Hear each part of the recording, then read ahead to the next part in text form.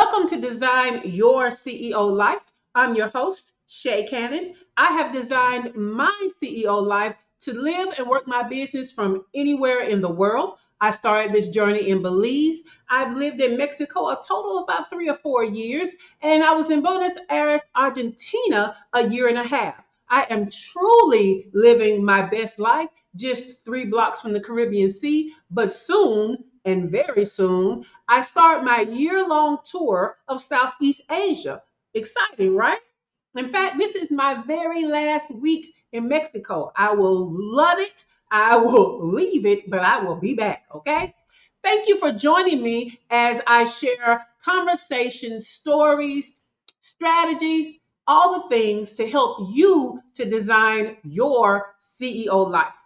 Season 3 is going wonderfully so far, don't you think? We did good work together in seasons 2, in the first 2 seasons, so season 1 and 2. Good as, I'm going to say, a chef's kiss, all right? By now, you should know that we're on a mission this season. No more waiting, no more pretending. We're building businesses and lives that feel good for real. If you're new here, be sure to go back, and I say back, and check out the other 2 seasons because we've been building up to this season 3 of Design Your CEO Life, and it is next level. No unnecessary fluff, no delaying on the good life, just radical ownership and unapologetic action to start living our best CEO life. Remember this. This is a conversation. I know it seems like it's one-sided, but let me tell you how I know you're probably talking back to your television, to your laptop. I know you're probably having thoughts about the things that I'm saying. So I want to hear from you. Find me on social media at Shay Cannon COO. That's the @ sign SHACANNON COO everywhere on social media, and tag me and tell me how you're liking the show. Tell me the things that were transformational for you. Tell me even the things that you did not agree with. Let me know how you're feeling about the show thus far and on this season 3, all right?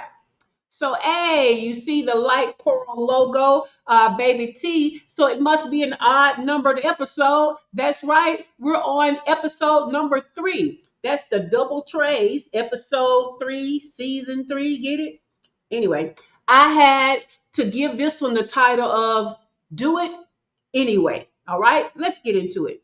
Now, listen, this episode right here is not for the perfectly poised or the permanently fearless. It's not for you, okay? This is for one who has read all the books, joined all the masterminds, done all the easy work. You're working on yourself. You've done your shadow work, workbook, all the things, right? All of the easy, digestible stuff. But you're still stuck on the edge, okay? That one thing you know you need to do, you're scared to do it. This is for you. See, everyone doesn't have the same obstacles in the path, even if though they have the same and similar goals. Getting over humps to design your CEO life is no different. Everybody's obstacle is not the same. Most of us want it, but what will stop us or give us pause may not be the very same problem or problems. So in season 1, episode 3, we tackled fear from the perspective of what is it, what are the triggers for it, and what is it costing you, all right? But today, I want to get into more about where do you want to be, okay? How is fear stopping you from getting where you want to be? Got a little story time for you. I am often seen as fearless, right? When I was younger, I left the path of going to the neighborhood with my neighborhood, going to high school with my neighborhood friends and just the people I knew in middle school. And I started going and testing out to go to an alternative high school with international students and an advanced curriculum. That was kind of scary, all right? I left my home state of Alabama for a better job making more money in Georgia. Scary. I've left my good paying job to become a full-time entrepreneur, not even knowing if I would make the same amount of money. Scary. And of course, you know the story of how I left the United States to live all over the world. Scary times 10. All right. Well, I want to let you in on a little secret. And it's not that I don't feel fear. I'm human. Fear arises. In fact, it arises easily. See, we all have that part of the brain called the amygdala. Okay, I think I'm saying that right, right? The amygdala. Let me try again. But it wants to protect you from every little thing. Another phrase I've heard it called is the monkey brain. And I like that better because I can definitely say monkey brain. It's overprotective, but to a fault. It really is more of a scaredy cat than a monkey, but we're still gonna call it monkey brain. If there is any unknown to the equation of what you want to do, your monkey brain is going to be telling you not to do it. It's going to summon up all of the worst case scenarios as to why you shouldn't do it. It's going to spike that fear to try to stop you from doing it. But the truth is, in a lot of situations, you will never feel ready for the next thing that's needed. It can only feel safe when it just can't feel safe when you've never done something before, right? But you gotta do it anyway. You know how I love quotes. There's a quote about having to have something different, you have to do things differently. Or in other words, you can't have something different doing the same things you've always done. Because if you do the same things you've always done, you're going to get the same things you've always got. Okay? We just can't, if you want something different, you got to do something different. So that brings me to another quote. To do some of the same things, okay, and expect a different result, they call that insanity.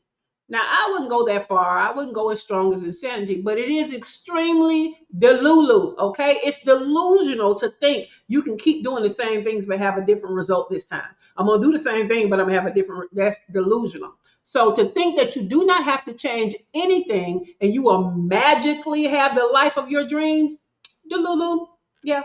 So let's be real. You've already done all the easy stuff. You've done the dreaming and the manifesting. You've done the vision board and the Google searches. You've laid the groundwork. But until you roll up your sleeves and get to doing the hard work, it may all stay a dream. And we're trying to live our best life. Okay, we're trying to live and design our best CEO lives, run businesses, and live great lives. I'm here to tell you that fear has good marketing. Okay, we're all business people. We know what marketing is. Fear has great marketing. That monkey brain is slick with indoctrinating you into that fear. Sometimes you don't even realize what's going on. It shows up sounding like wisdom and strategy.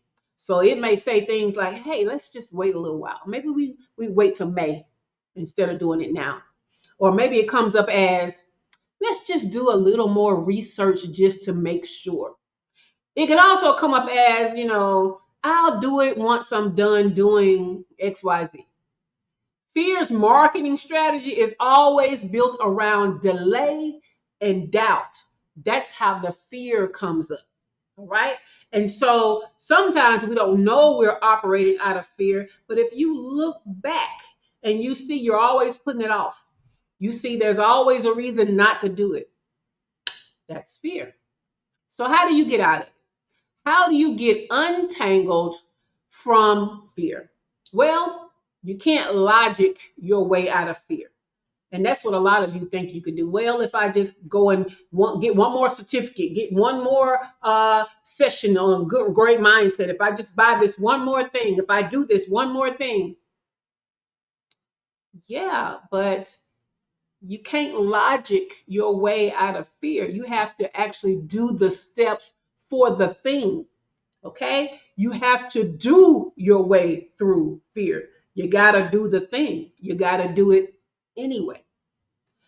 Because fear is often a liar So you put it strongly. Fear is a liar, but it's also a teacher. Sometimes the fear is showing you what matters most to you that you may need to put a little focus on. Sometimes it's showing you where the potential growth is the greatest, because we wouldn't fear it if it wasn't big. We don't fear little stuff, right? We fear big stuff. So encourage and fortify yourself by reframing fear as a flashlight. What is it pointing to? Okay, what's it shining a light on? What's coming up for you? Because see, that's where the good stuff, that's where the treasure is buried. What is fear putting a spotlight on? I know y'all love a good quote. I do too. That's why I'm always sharing them with you. So here's yet another one. Everything you want is on the other side of fear. I know you've heard it before, because that's the rallying cry for people that did it anyway. Everything you want is on the other side of fear. I've really only heard that from people who conquered the fear, did it anyway, and found exactly what they needed, exactly what they were looking for, exactly what the goal was on the other side of fear. So you have to start by not being disillusioned, because fear doesn't move out of your way. It doesn't magically disappear. You have to take action in the face of fear. You have to move anyway. Want to know the sad thing you may also have to realize, or that you have not realized? And that is, the fear that you think is keeping you safe is actually costing you big. It comes with feelings of stagnation, knowing you are meant to be or have more, but things don't seem to fall into place for that. It makes you sick and tired. You're stuck in a loop of wishing and praying, but you're not doing anything. You're wishing and you're praying, but you're not doing anything. So what happens? You just don't end up farther ahead. Yet again, you're in the same situation and you're sick of it. It could breed resentment. It can start to get hard to be happy for others, right? The ones that have the life that you want and it seems to be easily moving forward to have even more. Yeah, you start to resent those people because you're not doing what you need to do to have the same. You'll also find that you're losing out because life is literally passing you by. You keep planning, delaying actions needed for results. So every time you look up this time next year, more time has passed and you're in the same spot, living the same life, not reaching your full potential for happiness. It's a lot going on, right? And you know, by now I would have done it, but now is a great time for me to do it. Let me take off my glasses to make sure that you can hear me, okay? Because see, I love my life. But honestly, it pains me a lot when I hear the same people that keep coming to me and say they want a similar life to the one that I live. They don't say it one time. They keep coming to me over and over again, month after month, year after year. I would love to live a life where I work my business and live all over the world. Oh, you go to places and don't even know anybody. I wish I could do that. Yeah. The life that I live may be special, but there's nothing special about me that, wait a minute, I almost threw up in my mouth a little bit. I am special. However, there's nothing so special about me that you can't have what I have. Okay? You can't be me. I am that special. But you can have what I have. You just have to do what I did. And that is feel the fear, acknowledge it, and do the thing anyway. Again, I am not fearless, but what I am is determined. I want what I want so bad that I don't let things or people stand in my way. I don't even let myself stand in my way. So fear be damned, I'm going to do it so that I can have it. Yeah. Because see, courage isn't comfortable. So I need you to normalize fear because it's possibly not going anywhere. If you're not scared, you're probably not growing. Courage isn't confidence, it's action taken in spite of fear. But the great thing is, courage compounds. Okay? The more you do while you're scared, the less scary it becomes. The more evidence you have of having done scary things and achieved greatness, the more power you have to move forward through fear. So normalize fear because it's most likely not going anywhere. And I'm not trying to sell you a bill of goods that's going to tell you that if you want it bad enough, the fear is going to dissipate and you can get it. Nope. The fear will be there. And you have to do it what? Anyway. All right. But I have a side note to that too, because I also want you to normalize regulating your nervous system. Because again, don't forget that amygdala, that monkey brain, is working against you when you want to do new and scary things. So bravery and risk go together. Okay. Your nervous system needs space to recover after you've done scary things.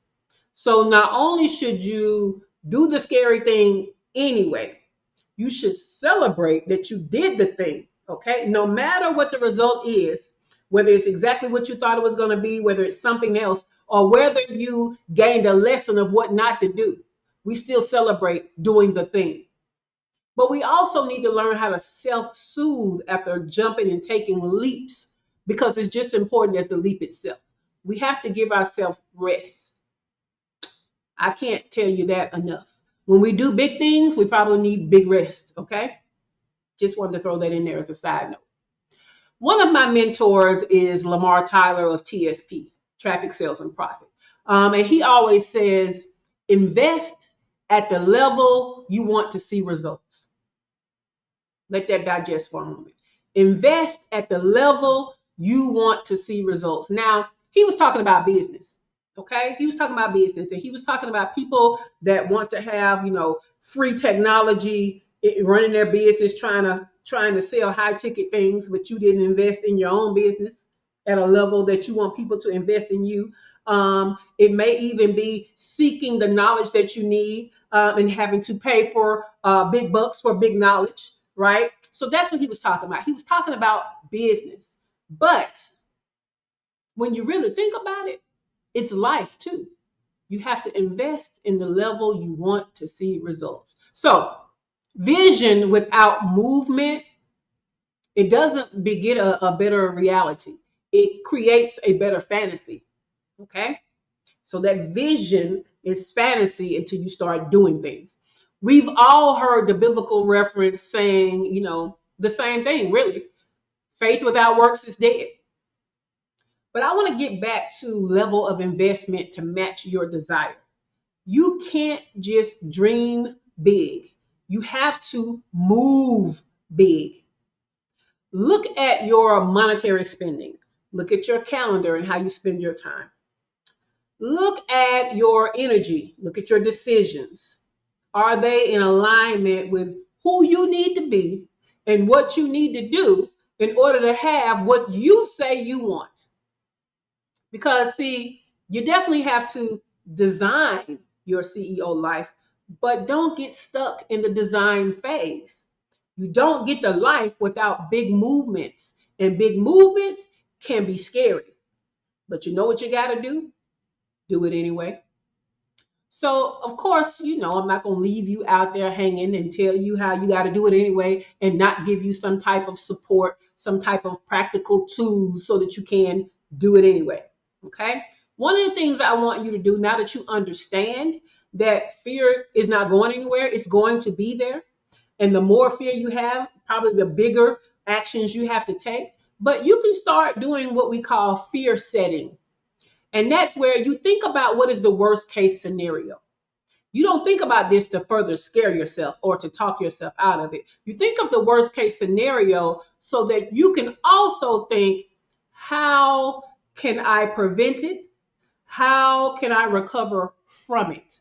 Okay, so we use the fear itself to prepare ourselves better. Okay? That's fear setting.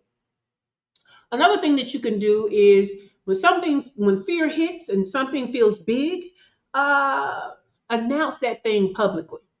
Yeah, start telling people that you're gonna do it. I'm gonna do this. I'm gonna do this. I'm gonna do this. Start telling people because see, sometimes what we won't do is keep promises to ourselves. So if only we know, it might not happen. But what we tend to do is we tend to keep promises to others or to do things we've told others. So when others know about it, we are usually more apt to get it done. So, big scary thing, don't keep it to yourself. Start telling people. All right? Let's go to the next level. Don't just tell people, find those core people or a person to be your accountability partner. A bravery buddy. Check in with them for support. Okay, we're going to get support before we do the thing, we're going to get support during us doing the thing, and we're going to get support after we do the scary thing because we're going to do it anyway, so we just need a little support. Okay, to help you to get over your fear and do it anyway, or to look that fear in the face, let's start some daily affirmations, right? And I find that they affirmations work better when you don't just sit and say them out in the ethosphere, right? Affirmations become a little stronger if you go and say them in the mirror looking at yourself. Okay. So you can find a lot of fun ones that resonate on TikTok, on social media, because they always come up with some good ones. Some of them feel like little rap, songs, and you can remember them very easily. They do them to a tune, to help you to remember them, and they're fun. But it can be an affirmation that is as simple as you looking yourself in the mirror and saying, "I can do hard things. I trust myself to lead myself past fear and do it anyway to have the life of my dreams." That's simple. It doesn't have to rhyme. You don't have to set it to music or a beat. It could be that simple. But there are fun ones out there on the internet. You can get those and even change them around to be more fun, to resonate more for you and with you. But affirmations are awesome. But again, I feel like there's more energy to it when you looking at yourself in the mirror saying them rather than just saying them, in open space. Another thing is a somatic check-in. Somatic, Somatic, somatic. Okay. Somatic check-ins are beginning to be a little more popular these days. But basically, what you're doing is you're checking in with your feelings. So you can ask yourself things like, where do I feel the fear in my body? Okay. Because it's again, somatic is feelings, but it's also not just the intangible feelings, it's the more tangible and physical feelings. It's like intangible meeting the tangible, non-physical meeting the physical. Okay, so again, ask yourself, where do I feel the fear in my body? What do I need to feel safe enough to move forward? Okay. There are even somatic workouts, and those are very popular these days. You can Google them, somatic workouts, and they can help you to physically move fear out of your body. So once you do the check-in and find out where the fear is in your body, we now want something to physically move it out of the body. So that's what the somatic workout is. So first, you start with a somatic check-in, then you end with a somatic workout. All right. Now, last season, at the end of every episode, I gave you homework, but this season, it's about the challenge. Okay. So for this episode, your challenge is well, first, I'm going to assume that you've written down the design of the life that you want. What does it look like, right? And I'm going to assume that you've developed a plan to live that design. What are the steps you need to take? But what I want you to do as a next step that I challenge you to do is make a list of the things you are avoiding when it comes to living your dreams. Okay.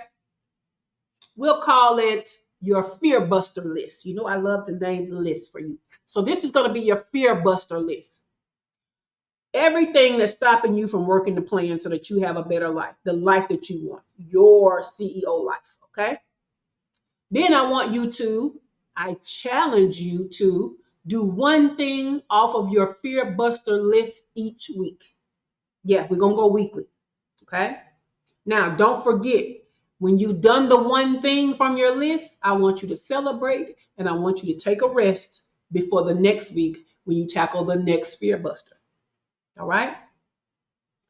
It's all of this is if it were easy, everybody would have the life that they want. It really would be. Everybody would have what they wanted if it was easy to get. So we have to expect that if it's worth it, we're going to have to work at it. Okay. So, got fear? That's fine. Do it anyway. Yes, I am a CEO, but I provide award-winning fractional chief operating officer services to an exclusive clientele of 6 and 7 figure CEOs. I've been featured by Time Magazine, Delta Airlines, Fast Company Magazine, Thrive Global, and more. I use my superpowers to position Black and Brown female online service-based entrepreneurs to get to their first 6 figures with a focus on time freedom. So if that's you, I'd like to invite you to my free group. It is a free business mastermind group where we build community, create collaborations, and have conversations to provide you with transformational business growth. So you can go to shaycannon.info/group and join us. I would love to see you in there, especially if you are who I described, because that is a home for you. We're doing everything to get you all the results you need for your business. Okay. So that's all for this episode. It's been a pleasure having you tune in. So, CEO, go design a life worth living. Bye for now.